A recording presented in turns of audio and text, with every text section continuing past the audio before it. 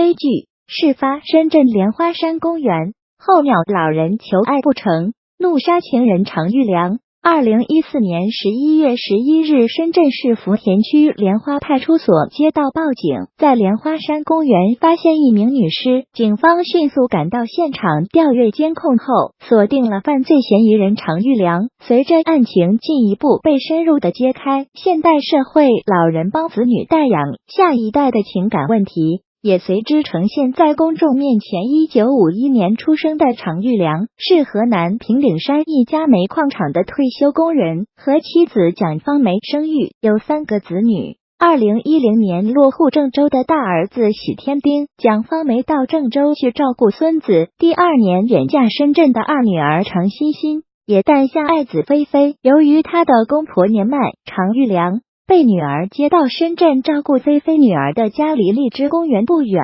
常玉良就经常带菲菲来这里玩。2013年3月初，荔枝公园阳光和煦，常玉良带着2岁的小外孙菲菲在公园的长廊处玩小汽车。这时一个小哥哥手上拿着玩具挖掘机，调皮的菲菲便上去抢小男孩，叫着让后面的外婆帮忙。见此情景，常玉良赶紧从包里掏出一辆警车，连同小汽车一起给小哥哥，这才给菲菲换来挖掘机。各自满意后，2个小朋友便开心的一起玩了起来，怪难为情。而我们家菲菲有些肥，常玉良向孩子的外婆道歉，木事儿都是小宝。对方笑笑，听您口音像是河南人。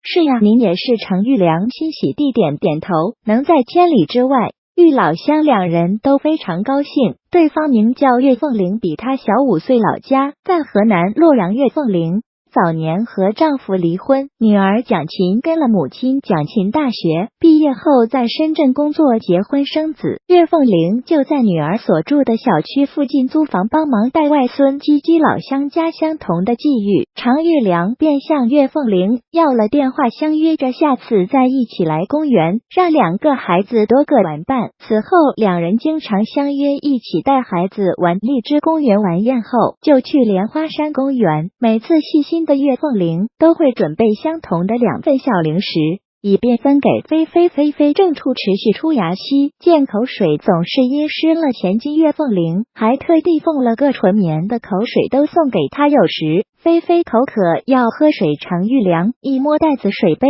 忘了拿，岳凤玲就递上积积的水杯，这让大大辣辣的常玉良很感动。他每次出门不是忘了带这就是忘了那，有了岳凤玲的搭手，常玉良不再手忙脚乱，菲菲的小脸不再像以前那样脏兮兮。小朋友有了玩伴，每天一起高兴的玩。常玉良和岳凤玲就在一旁边看孩子边聊天，从育儿到子女以及在异乡的孤寂，聊着聊着，常玉良竟然对岳凤玲产生了感情，并到了一日不见如隔三秋的程度。其实常玉良和妻子蒋芳梅感情原本很好，只是为了儿女，2人分隔两地，只在过春节的时候才能回老家相聚一次。以前常玉良的生活都由蒋芳梅照顾，一切都井井有条。现在不仅要适应陌生的城市和生疏的女儿家，还要学习照顾小孩，这让常玉良很不适应。最初他经常打电话向老伴诉苦，但蒋芳梅不仅不理解，还教育他要好好带外孙，不要给孩子们添麻烦。常玉良很苦闷，只能带着孩子到小区或者附近公园，和那些同样是帮子女照顾孙辈的老人们聊天解闷。但由于语言的原因，老人们都是和同乡抱团。常玉良因没遇到过几个同乡，很孤单。和老乡岳凤玲相识后，常玉良感觉自己的天空都变得格外蓝起来。相识1个月后，常玉良情不自禁地向岳凤玲表白，让他欣喜的是岳凤玲也接受了他。这以后白天常玉良就带着菲菲和岳凤玲在一起，周末时常玉良就把菲菲交给女儿女婿，自己来到岳凤玲独住的租住地与他同居。2013年7月，常欣欣手上的项目终于做完，公司给他放了半个月的假，直到这时他才从菲菲口中知道了岳奶奶和鸡鸡哥哥。再想到近期父亲的各种不对劲，在他询问之下，常玉良向女儿坦诚了私情，常欣欣惊呆了，怕母亲伤心，他没有向母亲声张，只是私下规劝父亲收心回归家庭。可常玉良哪里听得进去？以前常玉良怕女儿知道，总是尽量的克制和收敛，现在窗户纸已捅破，他便已带孩子太累为您要求女儿每个周末和节假日给他放假。常欣欣当然知道父亲的葫芦在卖什么药，和丈夫商量过后，她打电话给母亲说想接他来深圳玩半个月以解父亲的相思，但这却遭到哥嫂的反对，因为他们两个在郑州开公司，自己是员工也是老板，每天忙得黑天暗地，根本无暇管孩子。母亲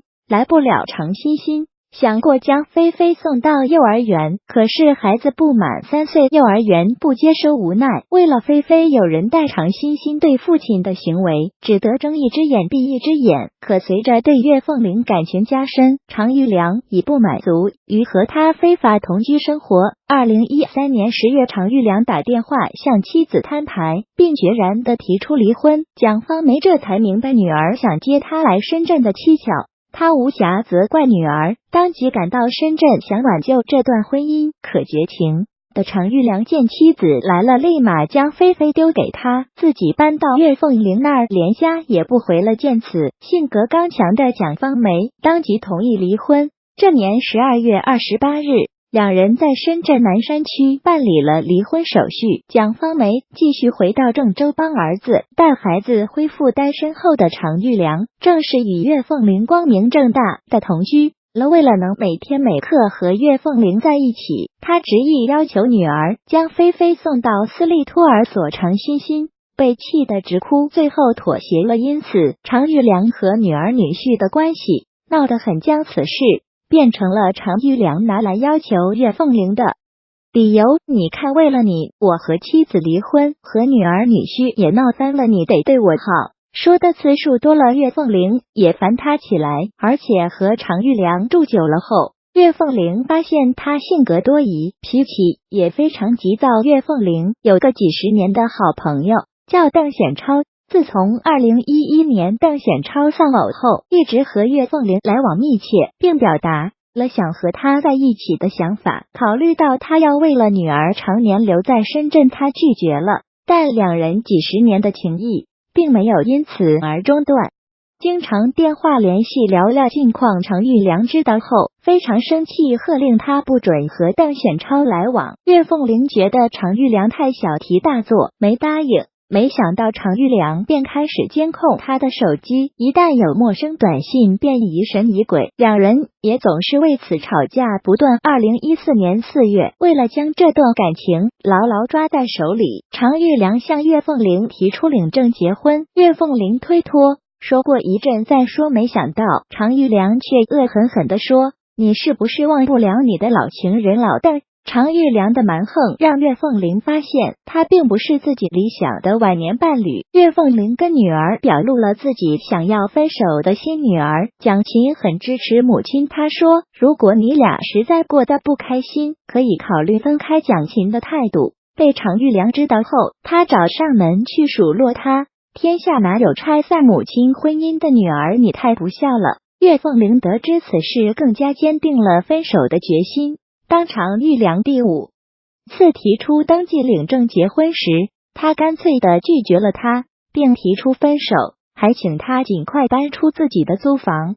常玉良开始耍无赖，死活不走，岳凤玲便住进女儿家。2014年7月底，岳凤玲在河南老家的房子被人买走，他要回去办过户手续，常玉良不得不搬出了出租屋。常玉良没有脸回去找女儿，便买票去了郑州。常玉良在儿子家住了半个月，因为他的出轨与离婚在先，儿子儿媳都不待见他。常玉良看到儿子一家与前妻的亲热，很后悔断送了这份本来自己也可以拥有的幸福。他几次跪在蒋方梅面前，声泪俱下的求复合，但蒋方梅都斩钉截铁的拒绝了他。在儿子家待不下去的常玉良无处可去，只得独自一人回到了平顶山老家。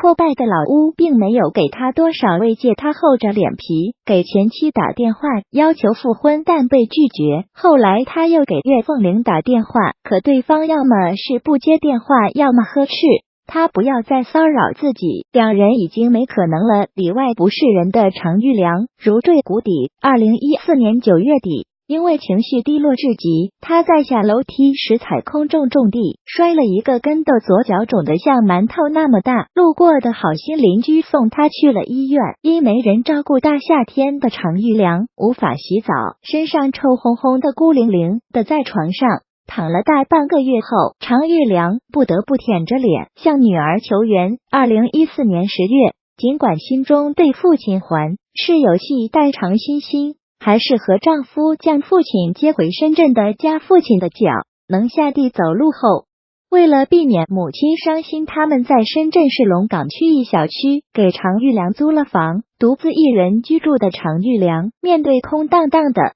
住处，想着前妻的种种，好后悔异常。可前妻已经不接他电话了，想到当初为了岳凤玲才与前妻离婚。11月初，他又几次打电话给岳凤玲求复合，得到的全都是拒绝。常玉良伤心不已，自食苦果的他这才发现自己早已众叛亲离。11月5日，他给女儿打去电话，说自己不想活了。常欣欣简单安慰了常玉良几句，便去忙自己工作上的事了。2014年11月11日，落寞至极的常玉良去看完外孙菲菲后，实在不愿意回到那个冷锅冷灶的出租屋。返回途中要经过莲花山公园，看到门口贴着老年人相亲结对的广告，于是他不由自主走了进去，想着再找个老伴得了。没想到他竟遇到了岳凤玲。常玉良看到那个熟悉的身影后，心中非常不快，他以为岳凤玲到这里也是为相亲。根据案发后常玉良的交代，